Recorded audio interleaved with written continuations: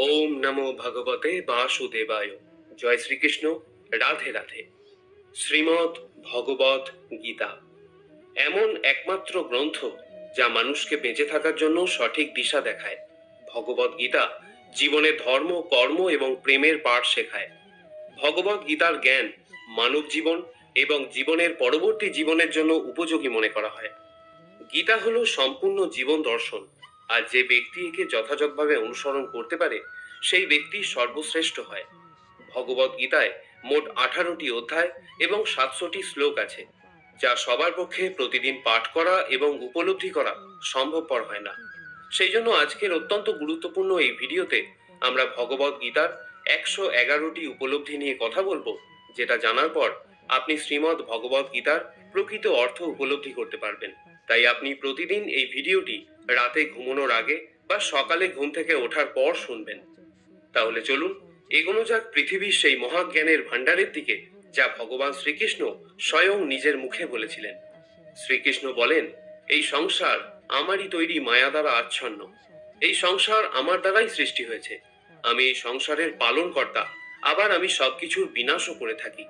আমি অতীত, বর্তমান এবং ভবিষ্যতের সকল প্রাণীকে জানি, কিন্তু বাস্তবে আমাকে কেউই জানতে পারে না।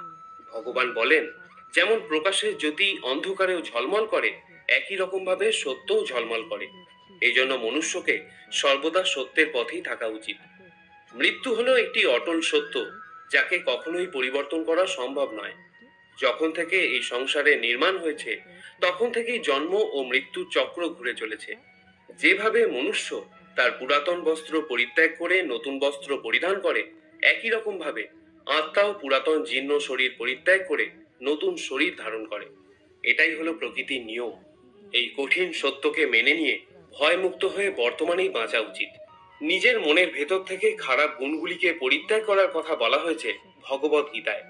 বলা হয়েছে, দম্ভ দর্পভিমানশ্চ ক্রোধ পারুষ্যমেব চ অজ্ঞানম চাভিজাতস্য পার্থ সম্পদমাসুরীম।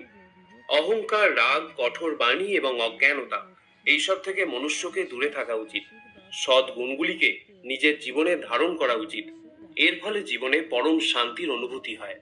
শ্রীকৃষ্ণ আরো বললেন, ন হি জ্ঞানেন সদৃশং পবিত্রমিহ বিদ্যতে। অর্থাৎ এই সংসারে জ্ঞানের মতো পবিত্র আর কোনো কিছুই হতে পারে না। শ্রদ্ধাবান লভতে জ্ঞানম, অর্থাৎ জ্ঞানের প্রতি জিজ্ঞাসা থাকলেই জ্ঞান লাভ করা যায়।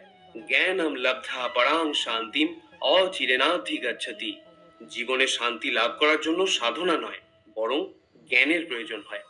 তিনি সমগ্র মানব জাতিকে উদ্দেশ্য করে অর্জুনকে বলেছিলেন, যদি মনকে বশে না করতে পারো, তাহলে সেই মন তোমার চরম শত্রু হয়ে উঠবে। যদি সফল হতে চাও, তাহলে ভয়কে জয় করো। অর্জুন যখন কৌরবদের বিরুদ্ধে যুদ্ধ করতে রাজি হলেন না, তখন ভগবান শ্রীকৃষ্ণ তাকে বললেন, হত বৈ প্রপয়সী স্বর্গম জিত্বা বভক্ষ সেই মহিমা তসমাৎ উত্তিষ্ঠা কৌন্তেয়া যুদ্ধয়া কৃত নিশ্চয়। হে অর্জুন, তুমি নির্ভয়ে যুদ্ধ করো। নিহত হলে স্বর্গ পাবে, আর জিতলে পৃথিবী শাসন করবে। তাই যে কোনো কাজে সফলতা পেতে হলে মন থেকে ভয়কে দূর করতে হবে। কর্মফল নিয়ে পরমেশ্বর ভগবান গীতায় বলেছেন, কর্মণ্যেবাধিকারস্তে মা ফলেষু কদাচনা। গীতার এই শ্লোকে ফলের আকাঙ্ক্ষা ব্যতীত কর্মের আদি ক্ষেত্রের ওপর জোর দেওয়া হয়েছে। আপনি যদি কোনো কাজে সাফল্য চান, তবে কর্মে মনোযোগ দিন। তবেই আপনি বিভ্রান্তি ছাড়া কর্ম করতে সক্ষম হবেন। গীতায় বলা হয়েছে, ফল কামনা করে কর্ম করলে কর্মের দিকে কম আর ফলের দিকেই বেশি মনোযোগ থাকে। যতক্ষণ না তুমি নিজের কাছে হেরে যাচ্ছ, ততক্ষণ এই পৃথিবীর কেউ তোমাকে হারাতে পারবে না। দুর্বল তুমি নয়, দুর্বল তোমার সময়, আর সময় প্রত্যেকের পরিবর্তন হয়। যারা প্রকৃত জ্ঞানী ব্যক্তি, তারা না তো মৃত ব্যক্তির জন্য শোক করেন, না তো তাদের জন্য শোক করেন যারা জীবিত আছেন। কারণ তিনি জানেন, যে মারা গেছে সে আবার জন্ম নেবে, আর যে জীবিত আছে সেও একদিন নিশ্চয়ই মারা যাবে। ভগবান শ্রীকৃষ্ণ বলেন, মনের শান্তির থেকে বড় সম্পদ এই পৃথিবীতে আর কোনো কিছুই নেই। যে ব্যক্তি নিজের মনকে শান্ত রাখতে শিখে গেছে, তার থেকে বড় ধনী এই সংসারে আর কোথাও নেই। সময় কখনো মানুষের তৈরি পথে চলে না, মানুষকেই সময়ের তৈরি পথে চলতে হয়। একেই তো নিয়তি বলে। জীবন তখন কঠিন মনে হয় যখন আমরা নিজেকে পরিবর্তন করার পরিবর্তে পরিস্থিতিকে পরিবর্তন করার চেষ্টা করি। কর্মই হলো সব থেকে বড় ধর্ম। ভগবান শ্রীকৃষ্ণ গীতায় অর্জুনকে উপদেশ দিতে গিয়ে বলেছেন, মনুষ্য কর্ম করার জন্যই পৃথিবীতে জন্ম নেয়, আর কর্ম না করে কেউ ক্ষণকালও থাকতে পারে না। পরিণামের কথা চিন্তা না করে মানুষকে নিজের কর্তব্য পালন করে যাওয়া উচিত। ক্রোধ মানুষকে নরকে টেনে নিয়ে যায়। ক্রোধ করার জন্য মানুষের মন অশান্ত হয়ে পড়ে, আবেগের বশবর্তী হয়ে তখন সে নিজেরই ক্ষতি করে। ভগবান শ্রীকৃষ্ণ বলেন, মনুষ্যকে ক্রোধ এড়িয়ে চলতে হবে। যতই রাগ হোক না কেন, নিজেকে নিয়ন্ত্রণ করার প্রচেষ্টা করতে হবে। এই সংসারে আজ যা তোমার আছে, গতকাল তা অন্য কারো ছিল, আগামীকাল তা অন্য কারো হয়ে যাবে। তুমি এই পৃথিবীতে খালি হাতেই এসেছো, আর তোমাকে খালি হাতেই এখান থেকে ফিরে যেতে হবে। মনের ওপর নিয়ন্ত্রণ রাখা অত্যন্ত জরুরি। মানুষের মন বায়ুর মতো চঞ্চল হয়ে থাকে। এই মনের জন্যই মানুষ কাম বাসনার প্রতি আকৃষ্ট হয়ে নিজের লক্ষ্য থেকে ভ্রষ্ট হয়ে যায়। যদি জীবনের সফলতা পেতে হয়, তাহলে মনের ওপর নিয়ন্ত্রণ পাওয়া খুবই জরুরি। মনকে নিজের বশে করতে পারলে মস্তিষ্কে শক্তি কেন্দ্রীভূত হয় এবং তার জন্য কাজে সফলতা পাওয়ার সম্ভাবনা বৃদ্ধি পায়। গীতা আমাদের শেখায়, যে ব্যক্তি নিজের মনের ওপর নিয়ন্ত্রণ লাভ করেছে, তার মনে অপ্রয়োজনীয় চিন্তাভাবনা এবং কামনা বাসনা প্রবেশ করতে পারে না। সে অকারণ ইচ্ছা থেকেও নিজেকে দূরে রাখতে পারে, আর তার সাথে ব্যক্তি নিজের লক্ষ্যকেও খুব সহজেই জয় করে নিতে পারে। সদা সন্দেহকারী ব্যক্তি না তো এই জীবনে শান্তি পায়, না তো অন্য জীবনে। আর সেজন্যই তুমি সন্দেহের প্রবণতা থেকে দূরে থাকো। অধিক সন্দেহ করলে মনের সমস্ত শান্তি নষ্ট হয়ে যায়, আর ব্যক্তি ভ্রমের বশবর্তী হয়ে আপনজনদের সঙ্গে সব সম্পর্ক নষ্ট করে ফেলে। শরীরের সৌন্দর্য মনকে আকর্ষিত করে, কিন্তু স্বভাবের সৌন্দর্য হৃদয়কে আকর্ষণ করে। সেই জন্যই মনুষ্যের স্বভাব সর্বদা নির্মল হওয়া উচিত। কে কি করছে, কেন করছে এবং কিভাবে করছে, এসব থেকে যত দূরে থাকবে, ততই তুমি সুখে থাকবে। জীবনে আমরা কতটা ঠিক এবং কতটা ভুল, এটা মাত্র দুজনই জানে। একজন হলেন পরমাত্মা এবং দ্বিতীয়জন হলো আমাদের অন্তরাত্মা। ভগবান শ্রীকৃষ্ণ বলেন, যে ব্যক্তির মধ্যে জ্ঞানের অভাব এবং ঈশ্বরে বিশ্বাসের অভাব থাকে, সেই ব্যক্তি জীবনে কখনো আনন্দ এবং সফলতা লাভ করতে পারে না। মানুষের দুঃখের প্রধান কারণই হলো তার মোহ। যে যত বেশি মোহ করবে, সে তত বেশি দুঃখ ভোগ করবে। তোমার আফসোস তোমার অতীতকে পরিবর্তন করতে পারবে না, আবার তোমার দুশ্চিন্তা তোমার ভবিষ্যৎকেও পরিবর্তন করতে পারবে না। সেই জন্যই বর্তমানের আনন্দ উপভোগ করাই সব থেকে সুখের। শ্রীকৃষ্ণ আরো বলেন, যে তোমার পাশে থাকে তুমিও তার পাশে সবসময় থেকো, আর যে তোমার সাথে প্রতারণা করে তাকে তুমি ত্যাগ করো। যে স্থানে তোমার কোনো সম্মান নেই, সেখানে কখনোই যাওয়া উচিত নয়, কারণ এটা করলে লোক তোমাকে বোকা এবং দুর্বল ভাববে। ক্রোধোৎ ভবতি সম্মোহ, স্মৃতিভ্রংশ বুদ্ধি নাশ, বুদ্ধি নাশত্ব প্রাণস্যতি। গীতার এই শ্লোকটি বলে, যে কোনো কাজের সাফল্যের জন্য মনের প্রশান্তির প্রয়োজন হয়। ভগবান শ্রীকৃষ্ণ বলেন, রাগ বুদ্ধিকে ধ্বংস করে ব্যক্তিকে মূর্খ করে তোলে। একজন মূর্খ ব্যক্তি নিজেকে ধ্বংস করে। এমতাবস্থায় যে কোনো কাজের সফলতার জন্য ক্রোধ ত্যাগ করা অতি আবশ্যক। যে কখনো জীবনের সংকটে পড়েনি, সে কখনো নিজের শক্তির সম্পর্কে জানতে পারে না। যে অন্যের দুঃখকে অনুভব করতে পারে, যার মনে দয়া আছে, যারা মন থেকে শুদ্ধ, সে এই পৃথিবীর জন্ম মৃত্যু চক্র থেকে মুক্ত হয়ে যায়। ভগবত গীতার একটি বড় শিক্ষা হলো এই, যে কাউকে কিছু দিয়ে কখনো অহংকার করা উচিত নয়। কে বলতে পারে তুমি তাকে সেটা দিচ্ছ, নাকি পূর্বজন্মের ঋণ পরিশোধ করছো? যেসব ব্যক্তিরা অহংকারী হয়, তাদের বংশ, বৈভব এবং প্রতিষ্ঠা তিনটেই চলে যায়। যদি বিশ্বাস না হয়, তাহলে রাবণ, কৌরব এবং কংসকে দেখো, যারা অতিরিক্ত অহংকারের কারণে নিজেদেরকেই ধ্বংস করেছিল। যদি কাউকে বিশ্বাস করতে হয়, তাহলে তার কথায় নয়, তার ব্যবহার দেখো। অতিরিক্ত রাগের সময় কিছুটা চুপ থাকলে এবং ভুলের সময় কিছুটা মাথা নত করলে জীবন আরো সহজ হয়ে ওঠে। ভগবান বলেন, যে ব্যক্তি আমাকে জেনে যায়, সে এই কষ্টে ভরা পৃথিবীর জন্ম মৃত্যুর চক্র থেকে মুক্তি পেয়ে যায়। যে ব্যক্তি ভগবত গীতা পড়ে এবং তাকে অনুসরণ করে, তার জীবন থেকে সমস্ত দুষ্কর্মের প্রভাব নষ্ট হয়ে যায়। যা তোমার ভাগ্যে আছে তা দৌড়ে তোমার কাছে আসবে, আর যা তোমার ভাগ্যে নেই তা এসেও আবার চলে যাবে। ঝড় যেমন নদীতে থাকা নৌকোকে পথভ্রষ্ট করে দেয়, সেরকমই বাসনা মানুষের বুদ্ধিকে ভ্রষ্ট করে দেয়। যে মানুষ সুখ দুঃখে মান অপমানে শান্ত থাকতে পারে, সেই মানুষ আমার অতি প্রিয়। বুদ্ধিমান ব্যক্তি যখন সম্বন্ধ রাখা বন্ধ করে দেয়, তখন বুঝে নেওয়া উচিত যে তার আত্মসম্মানে কোথাও না কোথাও আঘাত লেগেছে। মানুষ এই জন্য দুঃখী নয় যে সে ঈশ্বরের অস্তিত্বকে বিশ্বাস করে না। মানুষ এই জন্য দুঃখী কারণ সে ঈশ্বরের জ্ঞানকে বিশ্বাস করে না। সময় এলে সবকিছুই পাওয়া যায়। সময়ের আগে কোনো কিছু পাওয়ার ইচ্ছাই দুঃখের প্রধান কারণ হয়ে দাঁড়ায়। যারা প্রেমকে জঘন্য বলেন তারা মূর্খ। এই জগৎ প্রেম দিয়েই তৈরি হয়েছে। প্রেমই হলো এই জগতের মেরুদণ্ড। মনুষ্য তার বিশ্বাস এবং চিন্তাভাবনা দ্বারাই তৈরি হয়। যার মনের চিন্তাভাবনা যেমন হয় সেই মানুষ সেরকমই তৈরি হয়। এই সংসারে ভাগ্যের থেকে বেশি এবং সময়ের থেকে আগে না তো কেউ কিছু পেয়েছে আর না কখনো পাবে। মুখ থেকে বেরোনো কথার মধ্যে সংযম থাকা অত্যন্ত জরুরি, কারণ মুখের কথা একজনকে যা আঘাত দিতে পারে সেই আঘাতের ক্ষত কোনোদিন পূরণ করা যায় না। শ্রীকৃষ্ণ বলেন, ধর্মের জন্য লড়াই করতে শেখো, অধর্মের শত্রু হতে শেখো, এবং যারা তোমার আপন তাদের জন্য ত্যাগ করতে শেখো। ত্যাগ করতে শেখো। সত্য সর্বদা জলে ভাসমান তেলের মতো হয়। তুমি যতই মিথ্যার জল ঢালো, সত্য সর্বদা ওপরেই থাকবে। জীবনের একটি অমূল্য শিক্ষা, খুব আনন্দের সময় কারোর কাছে কোনো প্রতিজ্ঞা করো না। খুব রাগের সময় কাউকে উত্তর দিও না। আবার যখন খুব দুঃখ হবে তখন কোনো সিদ্ধান্ত নিও না। যদি কোনো মনুষ্য সমগ্র জগৎকে জেনে যায়, সমগ্র সংসারকে জেনে যায়, কিন্তু সে নিজেকে না জানতে পারে, তাহলেও সেই মানুষ নির্বোধ থেকে যায়। যদি কেউ তোমাকে প্রত্যাখ্যান করে তাহলে দুঃখ করো না, কারণ বাস্তবে সে তোমার মূল্য বোঝেনি। যে সম্পর্ক তোমাকে কাঁদিয়ে দেয় সেই সম্পর্কে থেকে গভীর সম্পর্ক আর কোনো কিছুই হয় না। আর যে সম্পর্ক তোমাকে কাঁদার জন্য ছেড়ে দেয় তার থেকে দুর্বল আর কোনো সম্পর্ক হয় না। সর্বদা শান্ত থাকতে শেখো, তাহলেই তুমি নিজেকে মজবুত অনুভব করবে। উত্তপ্ত লোহাকে গরম অবস্থায় যে কোনো রূপে পরিবর্তন করা যায়, কিন্তু ঠান্ডা হয়ে গেলে সেই লোহাই অনেক বেশি মজবুত হয়ে যায়। একজন জ্ঞানী ব্যক্তি হলো সেই যে অন্যকে দেখে এবং তার থেকে শিক্ষা লাভ করে, কিন্তু তাকে কখনো ঈর্ষা করে না। এই পৃথিবীতে কেউ কারোর আপন হয় না।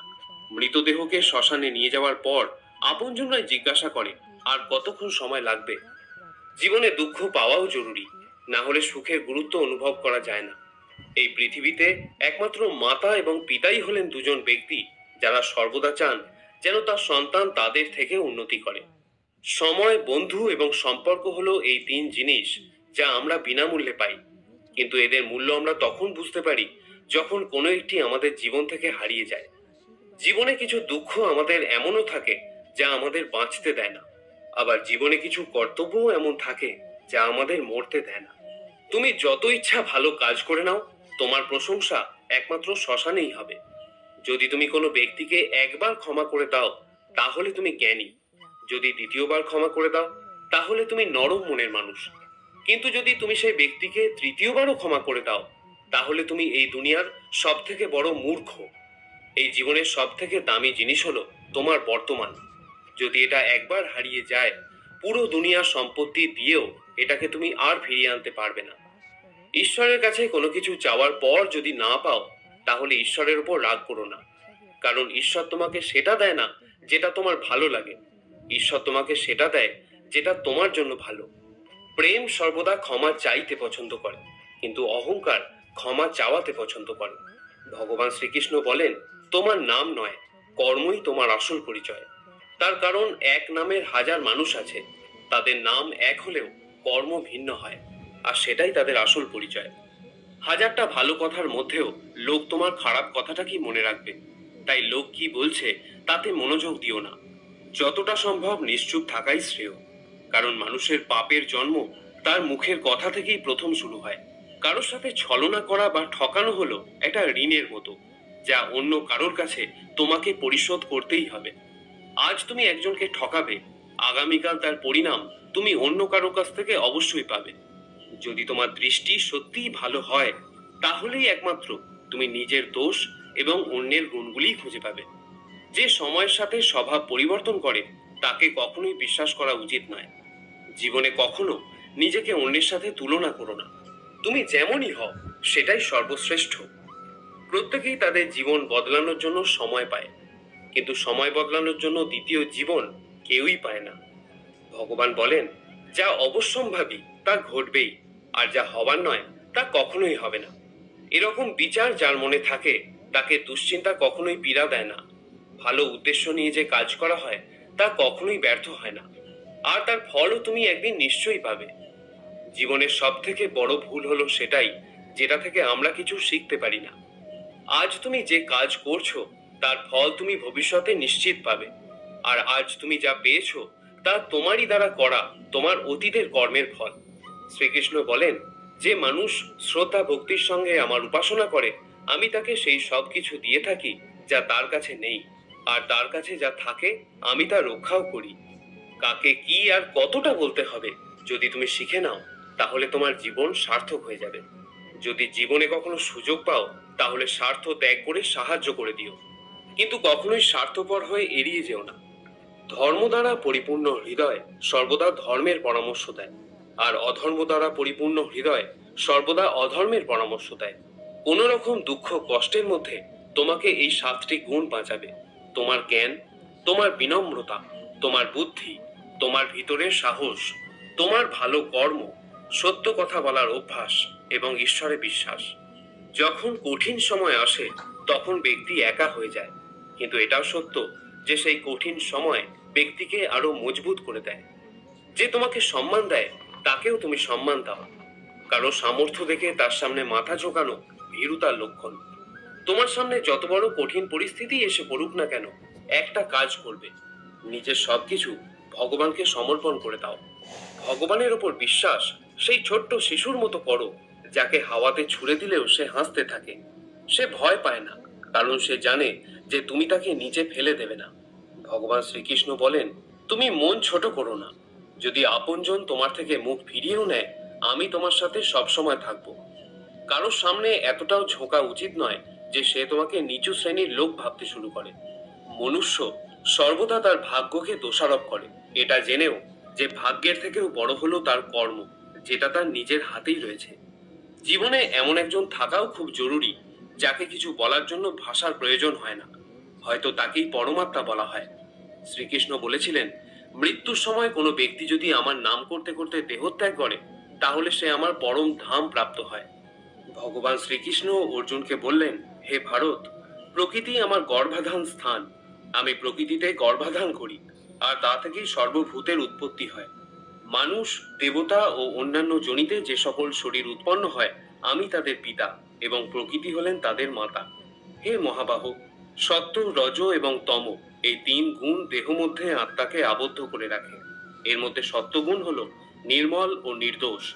এই সত্যগুণ আত্মাকে সুখ ও জ্ঞানের সঙ্গ দিয়ে আবদ্ধ করে রাখে।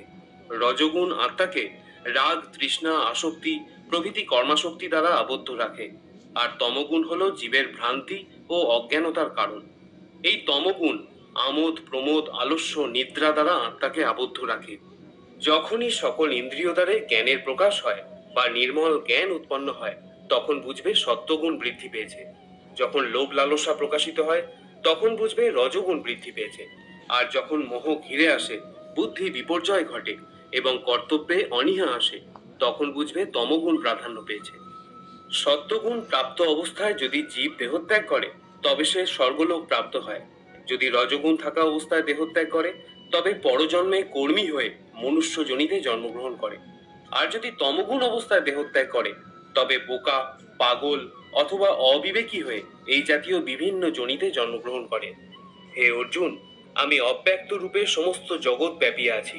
সমস্ত জীব সকল আমাতেই অবস্থিত, কিন্তু আমি তাহাতে নই। ব্যাপিয়া আছি, সমস্ত জীব সকল আমাতেই অবস্থিত, কিন্তু আমি তাহাতে নই। যেমন আয়নাতে তুমি নিজের প্রতিবিম্ব দেখতে পাও, অর্থাৎ তুমি আয়নার মধ্যেই আছো, কিন্তু আয়না তোমার মধ্যে নেই। হে কৌন্তেয়, কল্পের শেষে সমস্ত জীব আমাতেই বিলীন হয়, আবার কল্পারম্ভে পুনরায় তারা আমার থেকেই নির্গত হয়।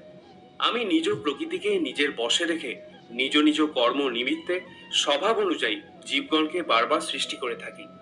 আমার অধিষ্ঠানের জন্যই এই জগৎ প্রসব হয়, এই জন্যই জগৎ বারবার উৎপন্ন হয়। হে কৌন্তেয়, যারা অন্য দেবতায় ভক্তিযুক্ত হয়ে পূজা করে তারাও আমাকেই পূজা করে, কিন্তু তারা শাস্ত্রবিধি অমান্য করে। আমি সর্বযজ্ঞের ফলদাতা ও ভোক্তা এই তত্ত্ব জানে না বলেই তারা পুনরায় সংসারে পতিত হয়। যারা দেবগণের পূজা করেন তারা দেবলোক, যারা পিতৃগণের পূজা করেন তারা পিতৃলোক, যারা যক্ষ রক্ষাদিগের পূজা করেন তারা ভূতলোক প্রাপ্ত হন, কিন্তু যারা আমার ভজনা করেন তারা আমাকেই প্রাপ্ত হন। যিনি আমাকে পত্র, পুষ্প, ফল, জল ইত্যাদি ভক্তিপূর্বক দান করেন, আমি সেই ভক্তের উপহার গ্রহণ করে থাকি। ভগবান শ্রীকৃষ্ণ দেহের সঙ্গে আত্মার সম্পর্ককে খুব সুন্দরভাবে ভগবত গীতায় তুলে ধরেছেন। জীবের মূল সত্তা কি, দেহের সাথেই বা আত্মার সম্পর্ক কি, আত্মার স্বরূপ কি, এই সকল জটিল বিষয়বস্তু খুব সূক্ষ্মভাবে ভগবান শ্রীকৃষ্ণ গীতায় তুলে ধরেছেন আমাদের মূল সত্তাকে অবগত করার মানুষে। প্রথমেই আত্মার স্বরূপ সম্পর্কে ভগবান ধারণা দিচ্ছেন, অন্তবন্তু ইমে দেহা নিত্য শক্তা শরীরিণ অনাসীন প্রমেয়স্য তস্মাৎ যুদ্ধস্য ভারত। আত্মা যে দেহকে আশ্রয় করে অবস্থান করেন সেই দেহ নশ্বর বলে কথিত হয়েছে, কিন্তু আত্মা হলো অবিনশ্বর। তাহলে এখন এই প্রশ্নের উত্তর খুঁজতে হবে যে আমি আসলে কে। দেহটা যদি নশ্বরই হয় তাহলে তো তার ধ্বংস অনিবার্য। তাহলে আমি ধ্বংস হয়ে গেলে কর্মফলের ভোগটা কার? এই প্রশ্নের উত্তরটা কিন্তু ভগবানের এই শ্লোকে স্পষ্টভাবেই প্রতীয়মান হয়। দেহটা যেহেতু নশ্বর তাই এই দেহটা আমি নই, যেহেতু আত্মা অবিনশ্বর ও নিত্য তাই আত্মাটাই হচ্ছে আমি। আমার মূল সত্তা হলো আমি এক আত্মা যে একটি দেহকে আশ্রয় করে আছি। দেহটা আত্মার একটি আবরণ মাত্র, যেটা ভগবান আরো স্পষ্ট করে বলেছেন, পাশাংশি জীর্ণানি যথা বিহায় নবানি গৃহ্ণাতি নরপরাণি তথা শরীরানি বিহায় জীর্ণান্ন ন্যান্নি সংজাতি নবানি দেহি। যেরকম মনুষ্য তার পুরাতন বস্ত্রগুলি ত্যাগ করে নতুন বস্ত্র ধারণ করে, সেইরূপ জীবাত্মাও পুরাতন শরীর ত্যাগ করে নতুন দেহ ধারণ করে।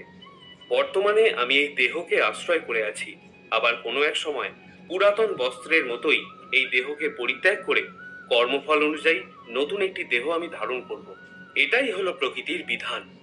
এখানে কিন্তু ভগবান আমাদের জীবাত্মা বলে সম্বোধন করেছেন।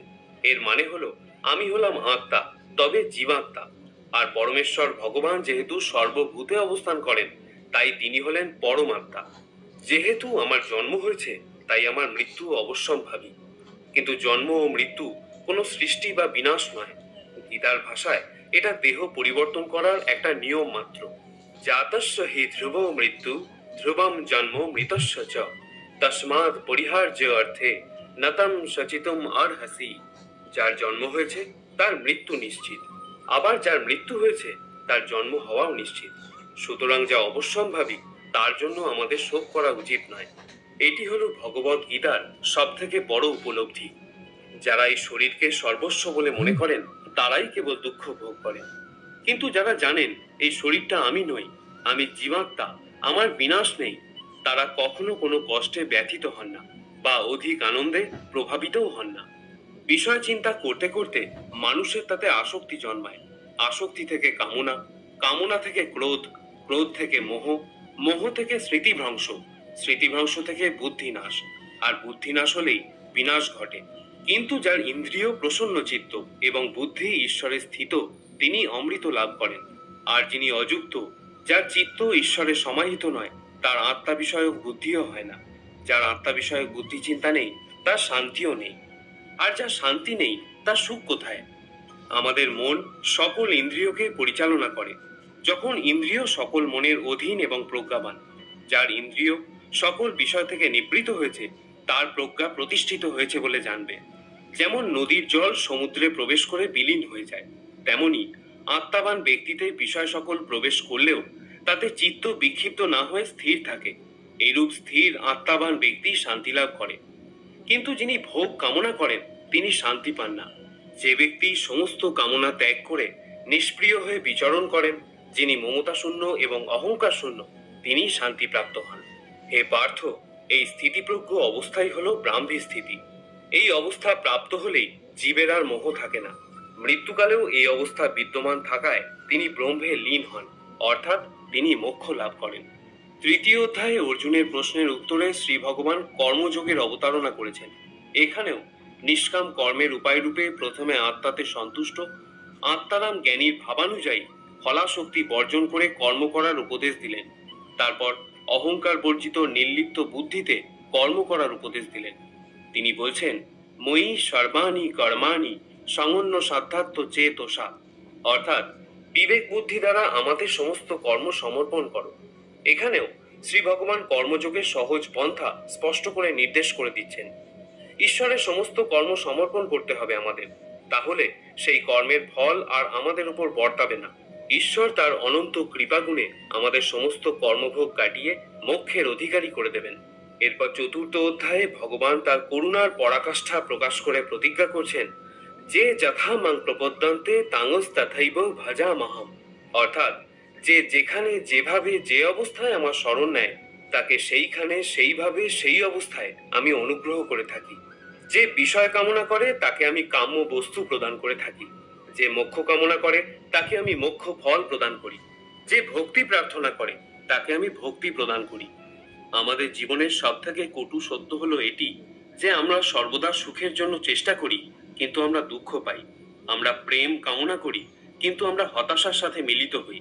আমরা জীবন কামনা করি কিন্তু আমরা জানি যে আমরা প্রত্যেক মুহূর্তে মৃত্যুর দিকে এগিয়ে যাচ্ছি। প্রত্যেক ব্যক্তি সুখ লাভের জন্য ফলপ্রসূ কাজে নিয়োজিত থাকে কিন্তু তৃপ্তি পায় না। পরিবর্তে এই ক্রিয়াকলাপগুলি কেবল দুঃখকে আরো বাড়িয়েই তোলে। ফলে এই পৃথিবীতে কার্যত সবাই অসুখী। কেউ কেউ নিজের শরীর ও মনের দুঃখে ভোগে, অন্যরা তাদের পরিবারের সদস্য এবং আত্মীয়দের দ্বারা যন্ত্রণা প্রাপ্ত হয়। কেউ কেউ ধনসম্পদের অভাব এবং জীবনের প্রয়োজনীয় জিনিসপত্রের ঘাটতিতে ভুগছেন। বস্তুগত মানসিকতার লোকেরা জানে যে তারা অসুখী, কিন্তু তারা মনে করে যে তাদের সামনে থাকা অন্যরা সবাই সুখী, এবং তাই তারা বস্তুগত বৃদ্ধির জন্য ছুটতে থাকে। এই অন্ধ সাধনা চলে বহুকাল যাবৎ, তবুও সুখের দেখা নেই। এখন যদি মানুষ এটা বোঝে যে ফলপ্রসূ কাজে লিপ্ত হয়েও কেউ কখনো সুখ অর্জন করতে পারেনি, তাহলে তারা বুঝবে যে তারা যেদিকে ছুটছে তা বৃথা এবং অর্থহীন, এবং তখন তারা আধ্যাত্মিক জীবনের দিকে ফিরতে পারে। যাদের বুদ্ধি আধ্যাত্মিক জ্ঞানে স্থির হয়ে গেছে তারা বোঝে যে ভগবানই সবকিছুর পরম ভোগদাতা। ফলস্বরূপ তারা তাদের কর্মের ফলের প্রতি আসক্তি পরিত্যাগ করে, তার কাছে সমস্ত কিছু নিবেদন করে এবং তার করুণা হিসাবে যা আসে তা নির্মলভাবে গ্রহণ করে। এটি করার ফলে তাদের কর্মগুলি কর্মিক প্রতিক্রিয়া থেকে মুক্ত হয়ে যায়, যা একজনকে জীবন ও মৃত্যুর চক্রে আবদ্ধ করে। শ্রোতা বন্ধুরা, আমি আশা করব ভগবত ভক্তির এই কথাগুলি আপনার ভালো লেগে থাকবে। সনাতন ধর্মকে আরো বেশি বেশি করে প্রচারের নিমিত্ত গীতার এই সার কথা আপনার আপনজনদের সাথেও শেয়ার করুন, যাতে তারাও পরমাত্মার স্নেহ ছায়ায় অপার শান্তি লাভ করতে পারে এবং আপনারও তাতে মঙ্গল হয়। আপনাকে অনুরোধ করব, ভিডিওটিতে একটি লাইক অবশ্যই করবেন। আজ এখানেই আলোচনা শেষ করছি। সকলে ভালো থাকুন, সুস্থ থাকুন এবং গীতার প্রচার করতে থাকুন। জয় শ্রীকৃষ্ণ। উত্তর বা উত্তর পূর্ব দিক। 6 নম্বর। 6 নম্বর, স্ফটিক বা ধাতব পিরামিড। পিরামিডকে বাস্তুশাস্ত্রে একটি গুরুত্বপূর্ণ শক্তি সঞ্চয়কারী হিসেবে বিবেচনা করা হয়। ঘরে একটি ক্রিস্টাল বা ধাতব ধাতব পিরামিড পিরামিড রাখলে নেতিবাচক শক্তি দূর হয় এবং ইতিবাচক শক্তির মানে প্রভাব বজায় থাকে রাখে। আপনি আপনি যদি নিজের বাড়ি বানানোর স্বপ্ন মানে দেখে থাকেন, তাহলে বাড়িতে ধাতব পিরামিড রাখলে এই স্বপ্ন দ্রুত পূরণ হওয়ার সম্ভাবনা বেড়ে যায়। এছাড়াও বাড়িতে ক্রিস্টাল পিরামিড রাখলে দেবী লক্ষ্মীর বিশেষ আশীর্বাদ পাওয়া যায়, যার ফলে বাড়িতে সর্বদা ধন সম্পদ পিতা থাকে। ইতিবাচক শক্তির জন্য পিরামিড ঘরের দক্ষিণ পূর্ব দিকে রাখা ভালো। 7 নম্বর, পেঁচার মূর্তি। বন্ধুরা, ঘরে পেঁচার মূর্তি রাখাও খুব শুভ। কোটিপতি মানুষরা অবশ্যই তাদের বাড়িতে একটি পেঁচার মূর্তি রাখেন। পেঁচাকে দেবী লক্ষ্মীর বাহন মনে করা হয়। তাই কথিত আছে যে পেঁচার উপর দেবী লক্ষ্মীর বিশেষ আশীর্বাদ রয়েছে। তাই যদি কোনো ব্যক্তি নিজের বাড়িতে একটি পেঁচার মূর্তি রাখেন, তবে তা উত্তর ও উপর ও দেবীর লক্ষ্মীর আশীর্বাদ বৈশিষ্ট্য হবে, যার ফলে ধন সম্পদ আসবে এবং সে তার কাজে সফল হবে। বাস্তুশাস্ত্র অনুসারে ঘর অফিস বা কর্মক্ষেত্রের উত্তর পশ্চিম কোণে পেঁচার মূর্তি রাখা শুভ। ৮. সম্পদের দেবতা কুবের মূর্তি। সম্পদ ও সমৃদ্ধির প্রতীক ভগবান কুবেরের মূর্তি ধনী ও মানে বিত্তশালীদের বাড়িতে অবশ্যই দেখা যায়। ধর্মীয় বিশ্বাস অনুসারে ভগবান কুবেরের সম্পদের দেবতা মনে করা হয়। বলা হয় যে ভগবান কুবেরের আশীর্বাদ প্রাপ্ত মানুষের কখনো অর্থের অভাব হয় না। আপনার বাড়িতে ভগবান কুবেরের স্থান করলে ধন সমৃদ্ধি ও সুখ আসে এবং ব্যক্তির ও আর্থিক অবস্থা মজবুত থাকে। বাস্তুশাস্ত্র অনুসারে বাড়ির যে জায়গায় আপনি টাকা বা মূল্যবান জিনিসপত্র রাখেন, যেমন আলমারিতে যদি কুবেরের মূর্তি রাখা হয় তবে এটি খুব শুভ বলে মনে করা হয়। সেই স্থানে ভগবান কুবেরের মূর্তি ইতিবাচক শক্তি যোগায় বা সমৃদ্ধির বজায় রাখে এবং সম্পদ বৃদ্ধি করে। এটা বিশ্বাস করা হয় যে কুবেরের মূর্তি সঠিক দিকে ও স্থানে